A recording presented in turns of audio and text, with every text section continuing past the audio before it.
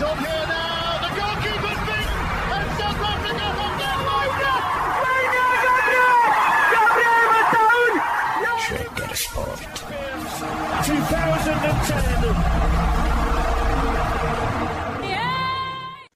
ሰላም ጤና ይስጥልን እንደምን አላችሁ የተከበራችሁና የተወደዳችሁ የሸገር ስፖርት ዊዝ አበበ ግደይ የዩቲዩብ ቻናል ቤተሰቦቻችን በያላችሁበት እጅግ አስደሳች ጊዜን እያሳለፋችሁ እንደሆነ ተስፋ እናደርጋለን። መልካሙን ሁሉም ለናንተ እንመኛለን። ታዲያ ይህንን ሸገር ስፖርት ዊዝ አበበ ግደይ የሚለውን የዩቲዩብ ቻናላችንን ሰብስክራይብ አድርጉት፣ የደውል ምልክቱን ተጫኑትና አዳዲስ ፕሮግራሞችን ስንለቅ መልእክት ይድረሳችሁ።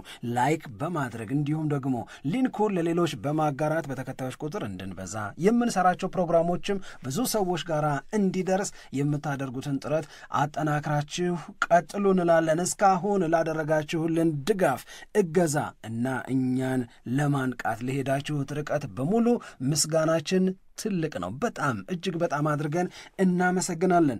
ይህ ክረምት የተጫዋቾች ዝውውር መስኮት ክፍት በሚሆንበት ጊዜ በሙሉ ክፍት እስኪሆንም ድረስ በጣም ጠንካራ ተሳትፎ እየተደረገበት የሚቀጥል የዝውውር መስኮት ነው። ካለፉት ዓመታት በሙሉ የተለየ ይሆናል ተብሎ ነው የሚጠበቀው። አጀማመሩም እንደዛ ነው።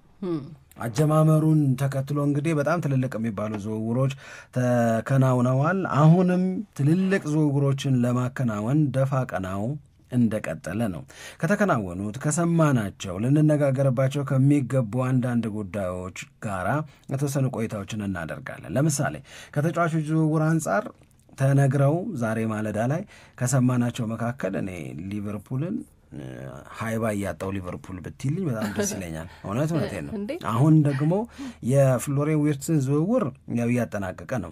የሕክምና ምርመራውን ማድረግ ምናምን የቀረው ወደ ፉል አግሪመንት ተቀይሯል። በባየር ሊቨርኩሰንና በሊቨርፑል መካከል ያለው ነገር ከዚህ በኋላ የሚቀለበስ ምንም ነገር አይኖርም። አሁን ዛሬ ማለዳ ላይ ከወጡት መረጃዎች መካከል አንደኛው ሊቨርፑል የአሌክሳንደር አይዛክን ዝውውር ከኒውካስል ዩናይትድ የመጨረስ ጥረት ደግሞ ጀመረ ይላል። የለም አሌክሳንደር አይዛክ አይሸጥም። አሌክሳንደር አይዛክ ከኒውካስል ጋራ ነው የሚቀጥለው።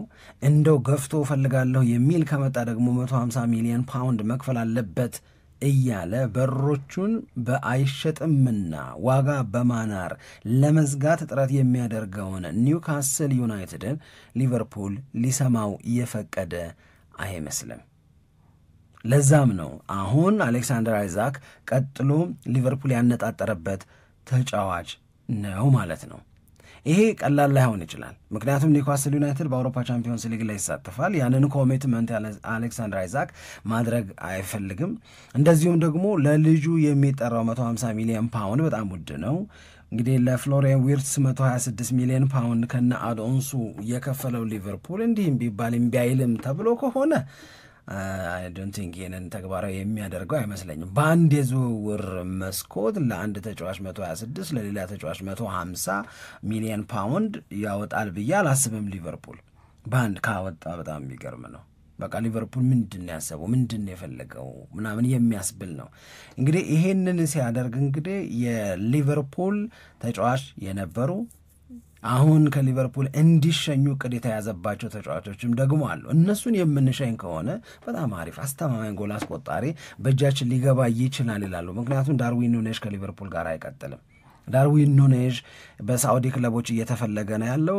ዳርዊን ኑኔዝ ግን የለም በአውሮፓ የተወሰነ መጫወት ፈልጋለሁ እያለ ነው። ከሊቨርፑል ጋር እንደማይቀጥል ግን አውቆት ኤጀንቶቹን በዛ ረገድ ስራ እየሰሩ ነው የሚገኙት። ከሚፈልጉት ክለቦች የትኛው አማራጭ ይሻላል የሚለውን በትክክል እያማረጡለት ይገኛሉ።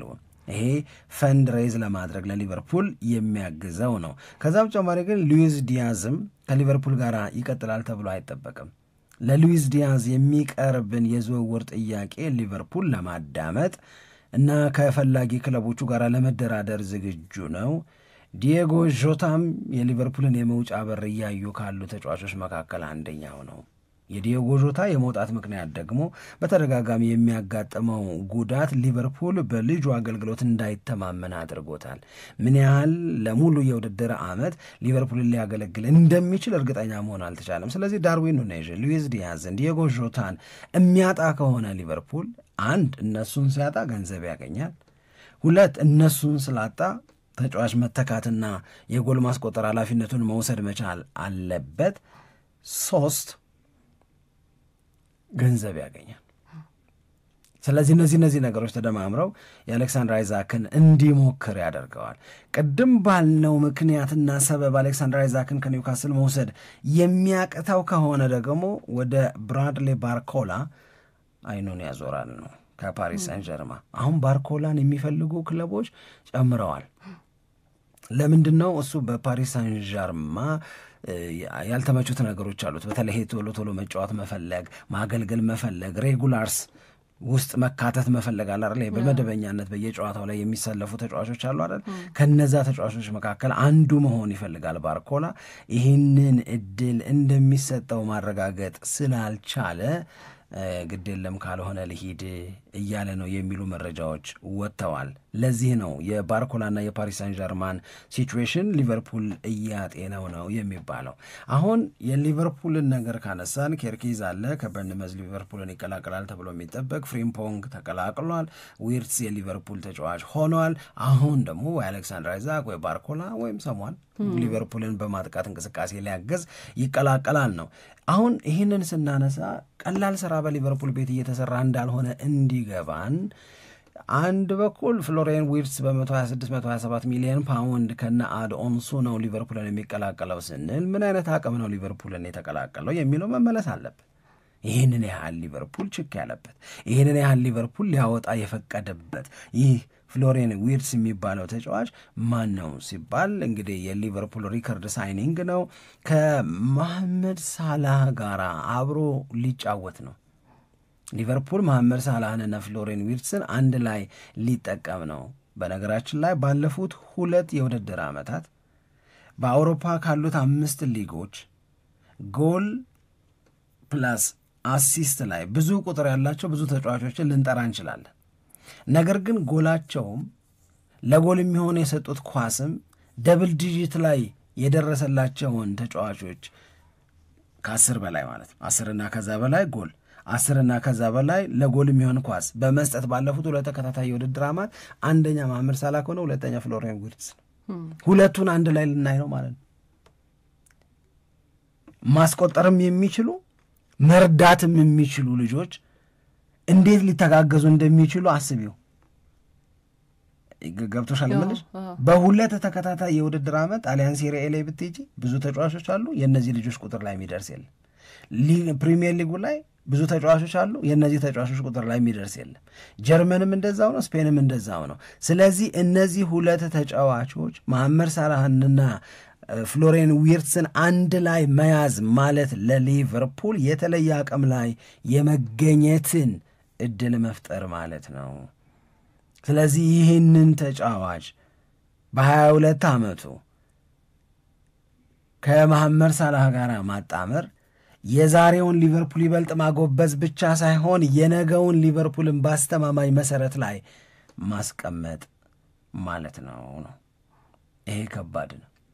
ይሄ ከባድ ስራ ነው የምንለው ለዚህ ነው። እዚህ ላይ ይሄ ልጅ ከተጨመረ እንግዲህ ዝም ብለሽ ዋንጫውን ሰጥተሽ ውድድሩን መጀመር ነው። ከሁለቱ አንዱ ባርኮላም ቢጨምር አይዛክም ቢጨምር ለሊቨርፑል በጣም በጣም አስገራሚ ነገር ነው የሚሆነው ብዬ ነው የማስበው።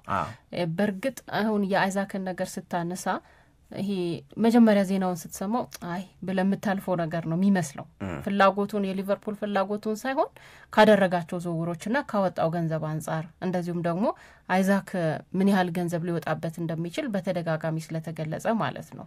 ግን ሊቨርፑል እዚህ ላይ ጠንካራ አቋሙን ካሳየ ልክ ፍሎሪያን ላይ ያሳየውን አይነት ተደጋጋሚ ጥረትና እንደዚሁም ደግሞ ማንኛውንም አይነት ገንዘብ ቢሆን ከፍዬ ወደ ቡድኑ ማምጣት አለብኝ የሚል አቋም ላይ ከደረሰ እና አይዛክን ለማምጣት የሚከፈለውን ነገር በሙሉ ከከፈለ ካሳካው በጣም የሚገርም ነው የሚሆነው።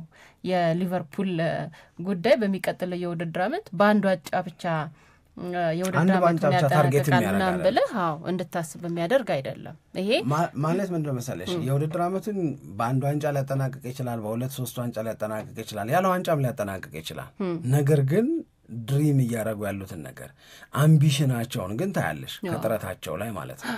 ይሄ የውድድር ዓመት እኮ ለሊቨርፑል የፕሪሚየር ሊግ ሻምፒዮንነት የተገኘበት ብቻ እኮ አይደለም። ሆነን ለመናገር በካራባኦ ካፕ ፋይናሊስት ናቸው አይደል?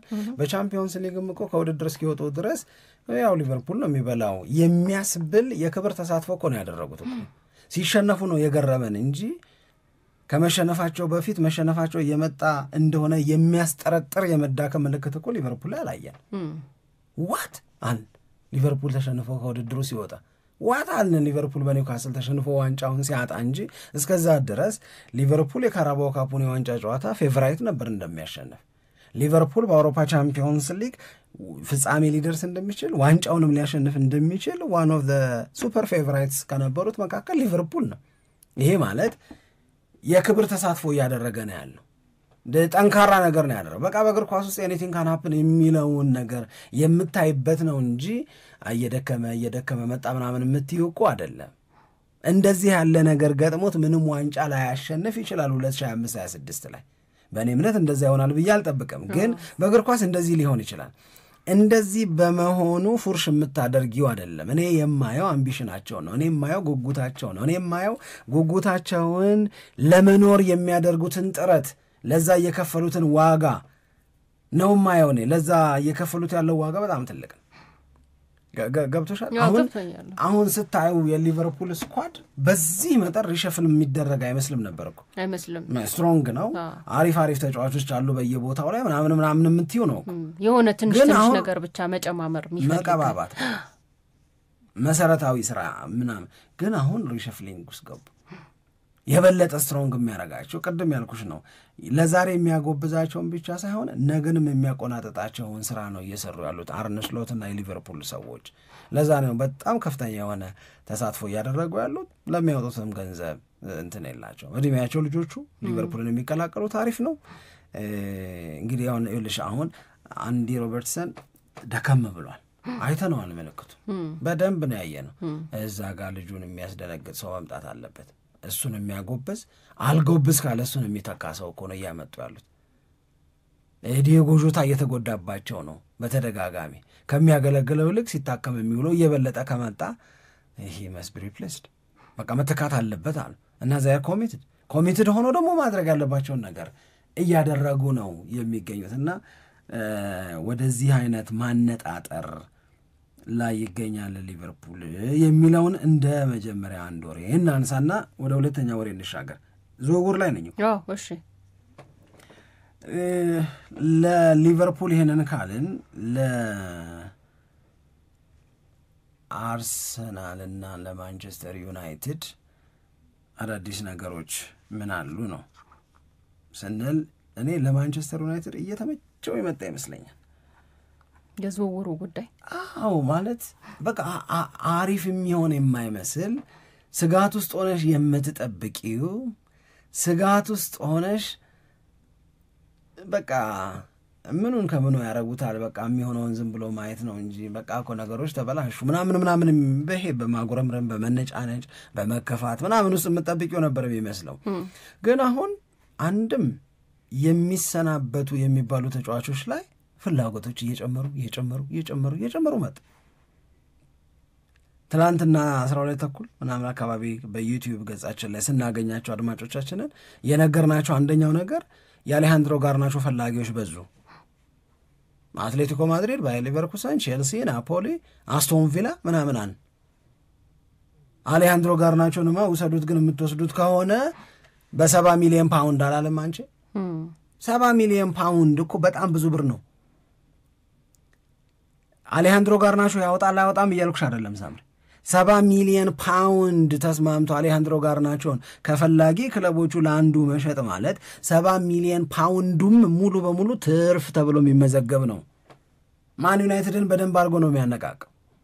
በደንብ አድርጎ ነው የምልሽ። ይሄንን ትንሽ ኤክስፕሌን ባረግ በጣም ደስ ይለኛል። ይኸውልሽ ከአንድ አሌሃንድሮ ጋርናቾ ዝውውር 70 ሚሊዮን ፓውንድ አገኘ አልን። ይሄም እኩል ይሆናል ሙሉ ትርፍ ነው አልን። ምክንያቱም የአካዳሚ ፕሌየር ስለሆነ የአካዳሚ ፕሮዳክት ስለሆነ ከራሱ ከማንቸስተር ዩናይትድ የወጣ ስለሆነ የተገዛ አይደለም። ተከፍሎበት ማንቸስተር ዩናይትድን የተቀላቀለ አይደለም። ስለዚህ ከዚህ በፊት በሱ ዝውውር የወጣ ገንዘብ ስለሌለ እሱን በመሸጥ የሚሰበሰበው 70 ሚሊዮን ፓውንድ ሙሉ ትርፍ ነው። ማንቸስተር ዩናይትድ ማቲያስ ኩናን እያስፈረመ ነው። አስፈርሟል አይደለ? ስንት? 62.5 ለስንት ዓመት ኮንትራት? ለ5 ዓመት። ለ5 ዓመት 62.5ን ታካፊዋለሽ። 62.5 ሲካፈል ለ5 62.5 ሲካፈል ለ5 ስታደርጊ የማቲያስ ኩና ዝውውር ማንቸስተር ዩናይትድን አስወጣ የሚባለው ለአሁን 12.5 ሚሊዮን ፓውንድ ብቻ ነው። ጋርናቾን ስትሸጪ 70 ሚሊዮን ፓውንድ ካገኘሽ 70 ሲቀነስ 12.5 ስታደርጊ ገና ከጋርናቾ ዝውውር የሰበሰብሽውን ገንዘብ 57.5ቱን ልትጠቀሚ ይድላለሽ ማለት ነው። ገና የማቲያስ ኩናን ዝውውር ጨርሰሻል። ኤምቤሞን 60 ሚሊዮን ገዛ እንበል። በእርግጠኝነት 5 ሚሊዮን ፓውንድ ነው። ለ5 ዓመት ነው የሚፈርመው። 5 ዓመት ከፈረመ አሁንም 12 ነው ወጪ ተብሎ የሚያዝበት። ከዚህ ላይ እንደገና 12 ስትቀንሺ 45 ይቀረዋል። ከአንድ ተጫዋች ያገኛት ዝውውር ወደ ስንት ተጫዋች ዝውውር ልትመነዘር እንደምትችል ነው እያስረዳውሽ ያለሁት። ገና ስንት ይቀረዋል? 45.5 ይቀረዋል። አሁን ማርክ አንድሬ ተር ስቴገን ይላል፣ ዶናሩማ ይላል፣ ጎኮሬሽ ይላል። አሁን ማንቼ የያዘው ዘዴ ምን እንደሆነ ታውቂያለሽ? ቀስ ብዬ ብከፍላችሁስ እቺ ጨዋታ ተመችቷለች። እሱ አርሰናልም እያለ እኮ ነው በ3 ጊዜ ላርገው ክፍያውን ይላል። አርሰናል የዙቢሜንዲን ዝውውር 51 ሚሊዮን የውል ማፍረሻውን ከፍሎ መውሰድ ይችል ነበር። 51 ከሆነ እንዳለ አንጣል ይባል ነው።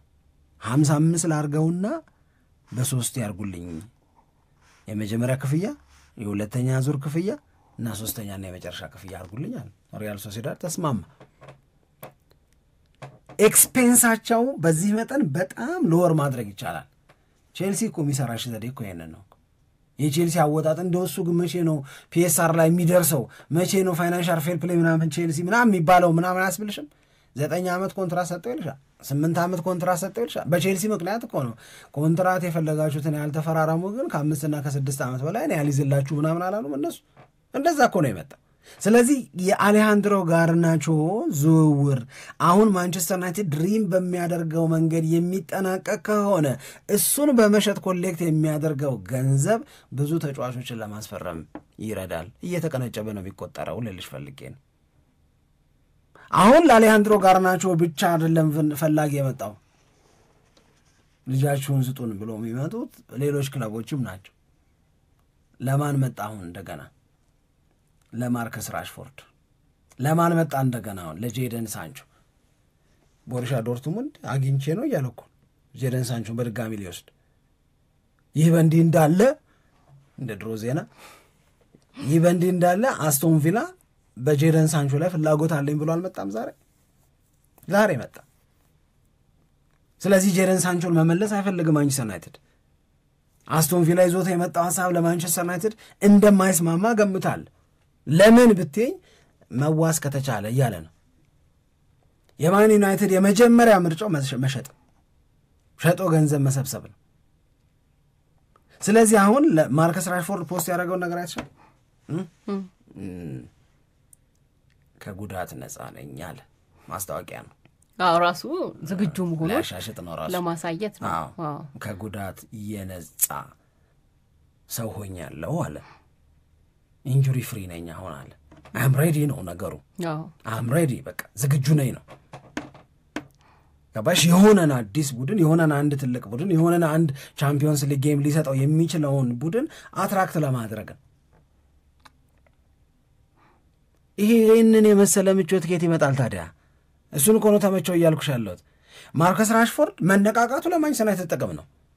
ጄደን ሳንቾ ላይ ፍላጎት መጨመሩ በቦሩሲያ ዶርትሙንድ፣ በእንግሊዝ ክለቦች፣ በሌሎችም ፍላጎት መጨመሩ አሪፍ ነገር እኮ ነው ለማን ዩናይትድ። አሁን ያደገ ወሬ ያልሰማነው አንቶኒ ላይ ብቻ ነው። እነዚህን ከቸበቸበ ጌታ ነው። ፈላጊ እኮ እንደማያጡ ይታወቃል አይደል? እንደዚህ ተጫዋቾች መጀመሪያም ማንቸስተር ዩናይትድ እንዲመለሱ አይፈልግም የሚለው ነገር ሲሰማ አሁን ብቻም ሳይሆን በጥር ዝውውር መስኮት ራሱ በደንብ እኮ ፈላጊ ነበራቸው። ናፖሊ ጋርናቾ ላይ የነበረውን ፍላጎት ምን ራሱ አይመስለኝም። ግን አሁን በትክክል እንግዲህ እነዚህ እነማን ይፈልጓቸዋል እንደገና ደግሞ ምን ያክል ደግሞ ገንዘብስ ማንቸስተር ዩናይትድ ያገኛል የሚለው ነው ትልቁ ጉዳይ። አሁን ይሄንን ጋርናቾን ከሸጠ ከጉዳት ነፃ ሆኛለሁ ብሎ ማስታወቂያ የሚሰራውን ራሽፎርድን ከሸጠ ለማንቸስተር ዩናይትድ ትልቁ ትርፍ የሚመጣው ከሁለቱ ነው እንጂ ለጋርናቾ አሁን ብቻ 70 ግን ይሆናል ብለህ የምትገምተው ነገር ነው። ጥር ላይ 60 ብለው ነበር እኮ ጥር ላይ እኮ 60 ነው ያሉት እነ ናፖሊም እኮ በዛ ወቅት 55 60 እንደዚህ አካባቢ ነበር። 10 ሚሊዮን ነው የጨመሩት ወይና 60 ቢሄድ ምን ችግር አለ? እሱማ እኔ አሁን 70 ሚሊዮን ከፍሎ የሚወስደው ክለብ ይኖራል የሚለው ቫሉዌሽን ነው። ይሄ ሻጭ የሚጠራው ጥሪ ያለ አይደል? አሁን እኔ ቤትህን ሽጥ ብባል 60 ሚሊዮን ክልክያለሁ እላለሁ ለገዢው እኮ ነው። ስለዚህ እኔ የምገዛው ይሄን ቤት ከ60 ሚሊዮን በላይ ነው ብሎ እንዲያስብ እኮ ነው። እሱማ ማንቸስተር ዩናይትድ ደግሞ የሚያወጣውን ነገር በሙሉ ነው ማድረግ ያለበት። በቃ ይሄ ቫሉዌሽን ነው የማን ዩናይትድ ቫሉዌሽን ነው። ማንቸስተር ዩናይትድ የሚጠራው ዋጋ ነው። አሁን ለራሽፎርድም ማንቸስተር ዩናይትድ ዋጋ ይጠራል።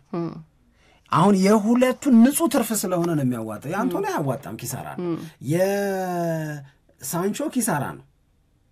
ግን እነሱን ያዋሰ ግማሽ ደሞዝ እየከፈለ ከመቀጠል መገላገሉ ይሻላል ከስሮም ቢሆን ነው እንጂ ጄደን ሳንቾ ማንቸስተር ዩናይትድን የተቀላቀለበትን ዋጋ አሁን ለማንቸስተር ዩናይትድ ጄደን ሳንቾን ለመውሰድ ማንም አይሰጠው፣ ማንቸስተር ዩናይትድም አይጠይቅም። 25 ቢሰጡት ደስ ብሎት ነው የሚሰጠው ማንቸስተር ዩናይትድ። አንቶኒም በጣም በውድ ነው ማንቸስተር ዩናይትድን የተቀላቀለው። በዛ ዋጋ አንቶኒን የሚወስድልሽ እና የሚገላግልሽ ማንንም አታገኝ። የእነዚህ ነው የሚያጓጓው ለማንቸስተር ዩናይትድ የራሽፎርድና አሌሃንድሮ ጋርናቾ ነው የሚያጓጓው።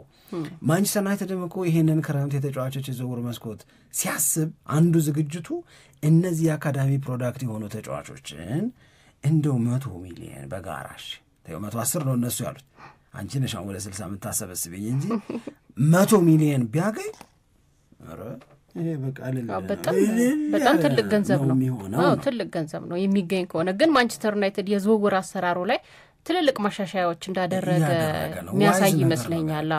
አንደኛ ይሄ ኦቨር ፔመንትን አቮይድ ለማድረግ ልቅ የሆነ ሰቅሎ መክፈል ምናምን ያረ ደሞዙንም ብቻ ሳይሆን የትራንስፈር ፊውን እሱ ላይም በጣም ጥንቃቄ እያደረጉ ነው ያሉት።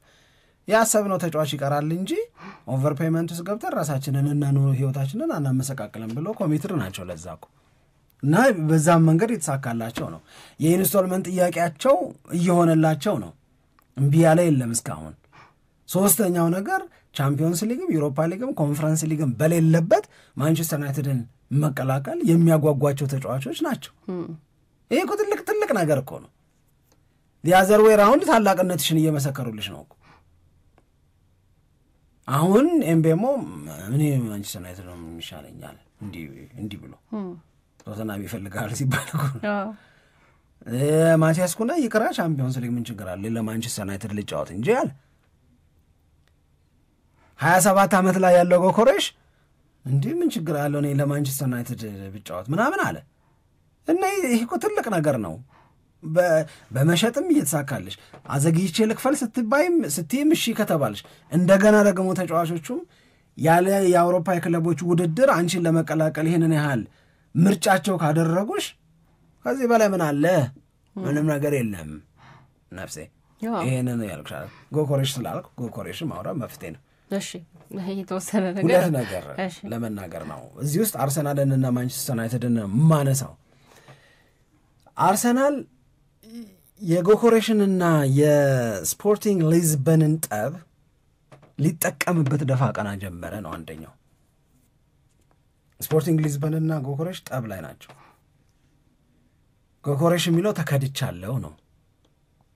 ምክንያቱም እሳቸው ራሳቸው ፕሬዚዳንቱ አንተን በ58 ሚሊዮን ፓውንድ ሊወስድ የሚመጣ ካለ ሸጣለሁ እንድትቀላቀል ፈቅድልሃለሁ ብለው ቃል ሰጥተውኛል ነው የሚሉት ጎኮሬሽና ወኪሉ።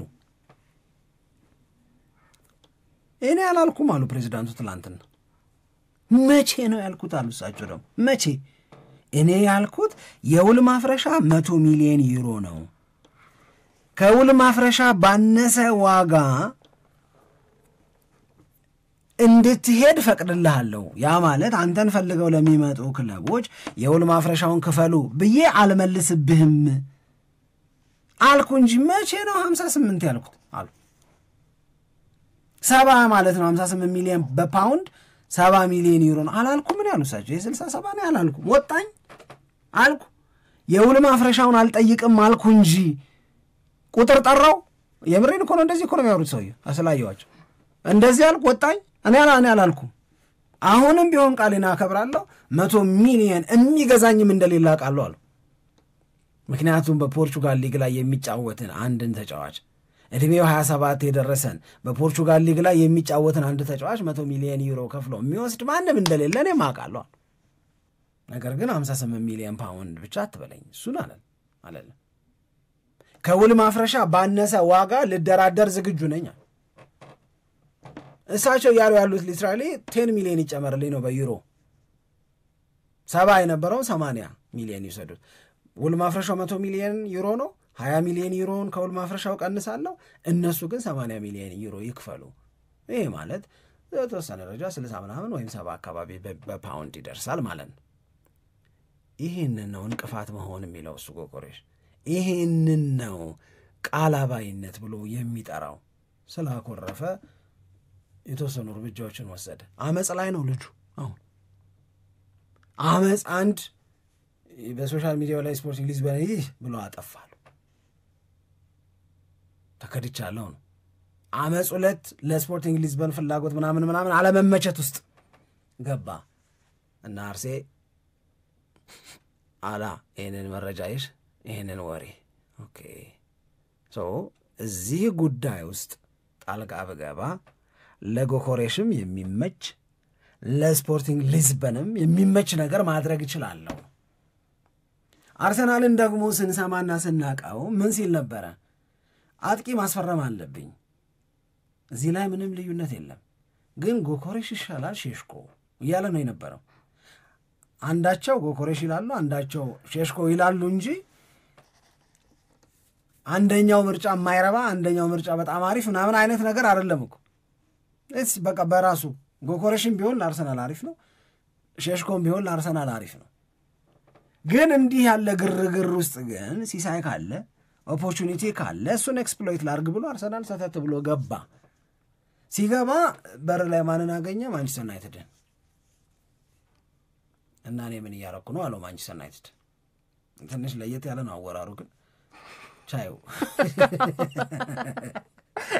ደስ ይላል። አማራጭ ወገቡን ይዞ ምናምን የታየኝ ማንቸስተር በር ላይ ወገቡን ይዞ ታሪኩ እንደዚህ ነው። ብቻ ገብቶኛል። ዲቴል እኮ ስላነበብኩት ነው የምነግርሽ። ከዛ ማንቸስተር ዩናይትድ ቀድሞ ደርሷል እዛ ቦታ ላይ። ትናንትናም ስንናገር ነበረ፣ ነገሮችን እያጣራ ነገሮችን እየመረመረ ምናምን ነው ጎኮሬሽን አትራክት ማድረግ የሚችል ነገር። ማንቸስተር ዩናይትድን ደንገጥ ያደረገው ነገር ስፖርቲንግ ሊዝበን ያንን ሀሳብ መቀየሩ ነው። ወይም ቀይሯል፣ ሰውየው አልቀየርኩም ይላሉ፣ እነሱ ቀይሯል ይላሉ። ብቻ ያ ነገር ማንቸስተር ዩናይትድን ግራስ ብሎታል። 58 የማገኘው ከሆነ ብሎ ግን ፍላጎት አሳድረዋል። የጎኮሬሽ ፍላጎትም አለ። የሆነ አንድ ዘፋኝም እኮ ወጥቶ ጎኮሬሽ ማንቸስተር ዩናይትድን እንደሚቀላቀል አውቃለሁ አለ። ለልጁ ቅርብ ነው የተባለ ዘፋኝ እንዳለማ አውቅ ያለውን አሁን አለ አርሰናል እንዲህ ሲል ደግሞ ማን አለ? ዩቬም አለ። ዩቬንቱስም እኮ ልጁ ጋር ገብቷል እኮ። አሁን በሶስቱ መካከል ነው ትግሉ። አርሰናል ሌትሊ ነው ፍላጎቱ ነበረ እንደነ ማንቸስተር ዩናይትድ እና እንደነ ዩቬንቱስ ፕራክቲካሊ ወደ ጉዳዩ ለመቅረብ ነው የዘገየው እንጂ ሐሳብ ውስጥ ጎኮሬሽ አልነበረም እያልኩሽ አይደል። መከዳት ፔንፉል ነው እያሉ ያሉት የጎኮሬሽ ሰዎች። ጨዋዎች ናቸው ብለን አምነናቸው ነበረ። ጨዋ ሆነን እነሱ የሰጡንን ቃል እና እኛም የሰጠናቸውን ቃል ኖረናል። ይህንን የውድድር ዓመት ከእነሱ ጋር ያሳለፍነው ይህንን የጨዋነት ስምምነታችንን ያከብራሉ ብለን ነበረ። አሁን ግን ተከርተናል። መከዳት ፔንፉል ነው ይላሉ እና አንዴ ሊዝበን ሄዳለሁ። አሁን ለንደን ናቸው። ለንደን ለምን ሄዱ ሲባል ነው እንግዲህ ከአርሰናል ጋር የተያዘ ወሬ የበለጠ እየተወዘ የመጣ። በቃ አርሰናል የጎኮሬሽን ዝውውር ለማጠናቀቅ ምናልባት ማንቸስተር ዩናይትድን እና ዩቬንቱስን ለመቅደም የሚችለውን በሙሉ እያደረገ ሊሆን ይችላል። ሰውየው ነው ወደዛ ያስጠራው። ለሱም የሚያረጋጋ ነገር ሊያደርግለት ይሆናል። በጣም በጣም አፕሴትድ ሆኗል አሉ ጎኮሬሽ። በጣም ነው የተከፋዋል እና ከባድ ነው። ግን በጎኮሬሽን ለማስፈረም የሚደረገው ግብግብና ጥረት ግን በጣም የሚገርም ታሪካዊ እየወጣው ነው። አሁን ዩቬንቱስን እዚህ ገባ ላትለው ትችላለህ በዚህ ፉክክር ላይ አይደል?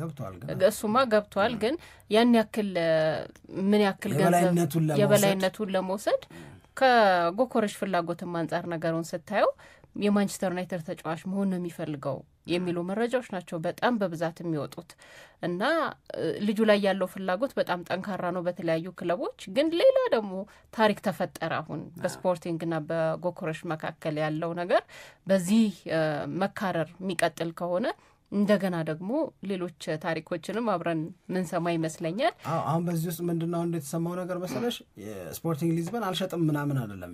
በቃ እኔ እደራደራለሁ እስካሁን የቀረበልኝ ይፋ የገንዘብ አቅርቦ የጠየቀኝ ክለብ የለም፣ ግን እደራደራለሁ አለ። ስለዚህ መሸጥ ግድ ነው ማለት ነው። ልጁን በዚህ ሁኔታ ራስሽ ጋር ልታቆዩ አትችልም። 3 ዓመት ኮንትራት ቢኖረውም 3 ዓመት አለው ኮንትራት ልታቆዩ አትችልም። ይሄ የምን ከለገመ ቅቤ ያወጋም እንደሚባለው 50 ምናምን ጎል የሚያገባ ተጫዋች 54 ጎል በ52 ጨዋታ ያገባ ልጅ ነው። ማቀ እንትን እንደ እንትና ይልሽና ታርፊዋለሽ። ማን ነበር የአርሰናል ተጫዋች የነበረው? ዊሊያም ጋላስ ቼልሲ ቤት እያለ ነው ጎል አለቁኝም ያለው ነግርሻለስ አለቁኝም ራሴ ላይ ገደግደዋለሁ እግዚአብሔር ማለት እንደዚህ ገደግደዋለሁ ኦንጎል በኦንጎል ነው ማረጋቸው አለ። ፈርተው ለቀቁት እና በቃ ምንም ልታረጋችም ኢንትረስት ካጠፋ ፍላጎት ከጠፋ ምንም ልታረጋችም።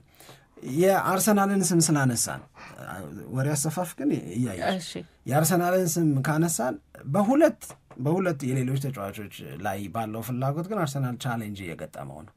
አንደኛው ኒኮ ዊሊያምስ እኔ በቃ በፕሪሚየር ሊጉ አርሰናል ሲጫወት ባየው በጣም ደስ ይለኝ ነበር። ምክንያቱም አርሰናል በቀኝ መስመር በኩል በነ ቡካዮ ሳካ፣ በግራ መስመር በኩል በኒኮ ዊሊያምስ ሆኖ መሀል ላይ የሚያጠቃ ቤንጃሚን ሼሽኮ ኖሮት መሀል ላይ እንግዲህ ዴክላን ራይስ፣ ኦዲጋርድ እና ዙቢሜንዲ ምናምን ነገር ሆኖ ዝም ብሎ አርሰናልን መሳል አለ አይደል? እና የልጁ ክሬቲቪቲ ጉብዝና እድሜው ምናምን ይሄ አርሰናል ቤት ያሉት ልጆች ተመሳሳይ ተቀራራቢ እድሜ ላይ ያሉ እና በየመጫወቻቸው ያላቸው ጉብዝና ምናምን በቃ ዝም ብሎ የሚያጓጓ ነገር አለ ለደጋፊዎቹ ለሊጉም ጭምር ማለት ነው። እና ባየር ሚዩኒክ ረበሸው። አሁን ሪያል ማድሪድን በዙቢሜንዲ ዝውውር አሸንፏል አርሰናል። ሪያል ማድሪዶችም እጅ ሰጥተዋል። ያው አስምን ሲል ከሰማሽ ሪያል ማድሪድ ቤት ውስጥ ያለውን ስሜት ታውቂያለሽ። ማርካ የሆነ ነገር ሲል ከሰማሽ የሪያል ማድሪድን ስሜት ለመገመት ብዙ እንዳይከብድሽ ያረጉሻል። አሁን ይሄንን ኒኮ ዊሊያምስን ባየር ሚዩኒክ ይፈልገዋል ተባለ። ባየር ሚዩኒክ ይፈልገዋል መባሉ ሳይሆን ኒኮ ዊሊያምስም ለባየር ሚዩኒክ ለመጫወት ፍላጎቱን ገለጸ። ወደ አሊያንዝ አሬና መሄድ ይፈልጋለሁ አለ። እሺ ቻሌንጅ ለአርሰናል እቺን ያዥልኝ። አንድ ሁለተኛ ፍላጎቱ የነበረው ማን ነው? ሊሮይ ሳኔ ነው። ኒኮ ዊሊያምስን ካላገኘው ሊሮይ ሳኔ ሲል ነበረ። ሊሮይ ሳኔ ከጋላታሳራይ ጋር ተስማማ፣ እያለቀ ነው። ስለዚህ አንደኛ ምርጫ እና ሁለተኛ ምርጫው ስለከሸፈ አይሆንም ብለሽ ነው ኤላንጋ ማለት የጀመረው። እሱን ነገር ሳይ መጀመሪያ ግራ ገባኝ። የአርሰናል በአንቶኒ ኤላንጋ ላይ ፍላጎት አለው ትንገራቸው እኔ እንዳይሉ እውነትን ነው እውነት የሚያስብል ነው ራስን ለመጠበቅ አይ ግን የሚያስብል ነው እኮ መጀመሪያ እኛም ዜናውን ስናየው አይ ምናምን የሚል ስሜት ነው የፈጠረብን። ግን አርሰናል በአንቶኒ ኤላንጋ ላይ ትልቅ ፍላጎት እንዳለው የሚገልጹ ሪፖርቶች ወጥተዋል፣ አይተናል። እንግዲህ ሊሮይ ሳኔም ወደ ጋላታሳራይ ስለሄደ የኒኮ ዊሊያምስም ደግሞ ባየር ሚኒክን ምርጫ ስላደረገ ሰፊ ሆነው አሁን ደረጃ አስጣብቲ ኒኮ ዊሊያምስ ሊሮይ ሳኔ አልቋል አልቋል። የጋላታሳራይ ሆነ ኒኮ ዊሊያምስ አርሰናልና ባየር ሚዩኒክን ብትወስጂ የባየር ሚዩኒክ ልጁን የማግኘት እድል በጣም ሰፍቷል።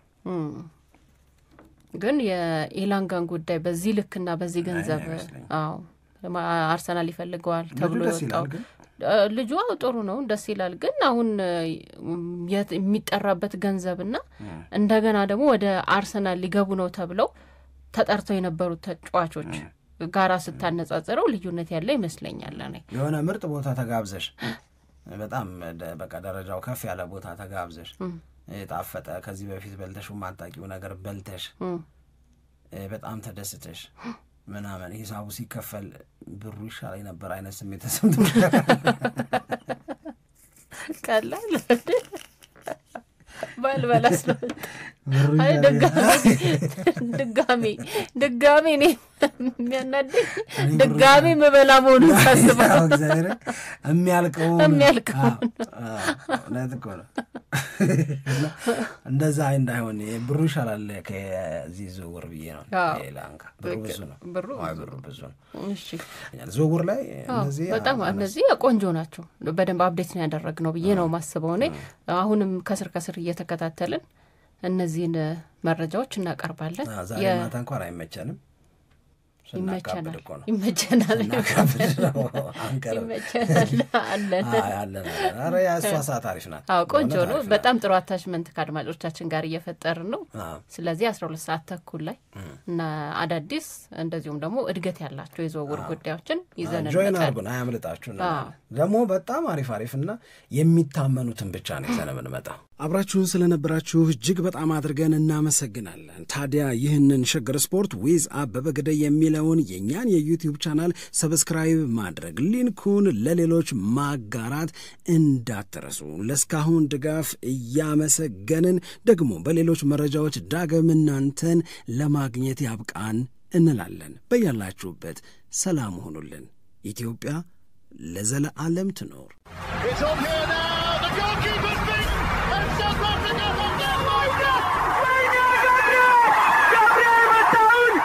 Shaker Sport 2010